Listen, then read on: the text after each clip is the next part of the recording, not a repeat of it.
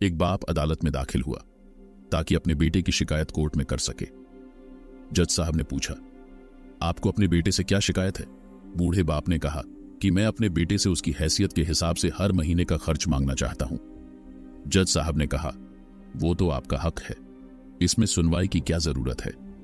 आपके बेटे को हर महीने खर्च देना चाहिए। बाप ने कहा कि मेरे पास पैसों की कोई कमी नहीं है, लेकिन फिर भी मैं हर महीना अपने बेटे से खर्चा लेना चाहता हूं, वो चाहे कम ही क्यों ना हो। जज साहब आश्चर्यचकित होकर बाप से कहने लगा, आप इतने मालदार हो तो आपको बेटे से पैसे लेने की क्या आवश्यकता है? बाप ने अपने बेटे का नाम और पता देते हुए जज साहब से कहा कि आप मेरे बेटे को अदालत में बुलाएंगे तो आपको बहुत कुछ पता चल जाएगा।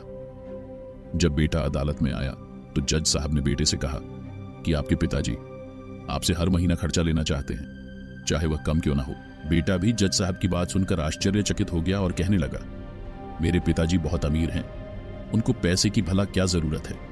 जज साहब ने कहा, यह आपके पिता की मांग है और वह अपने में स्वतंत्र है। पिता ने जज साहब से कहा कि आप मेरे बेटे से कहिए कि वह मुझे हर महीना 100 रुपए देगा, और वो भी अपने हाथों से, और उस पैसे में बिल्कुल भी देरी नहीं करेगा।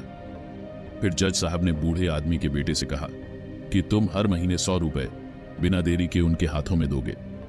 ये आपको अदालत का हुक्म है।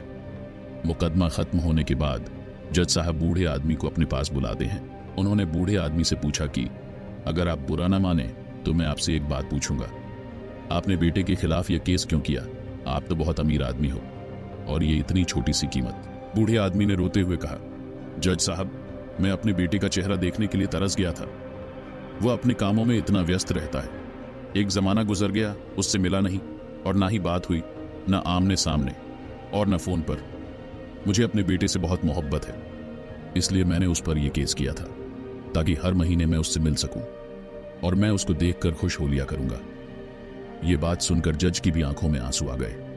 जज साहब ने बूढ़े आदमी से कहा कि अगर आप पहले बताते तो मैं उसको नजरअंदाज और ख्याल न रखने के जुल्म में सजा करा देता।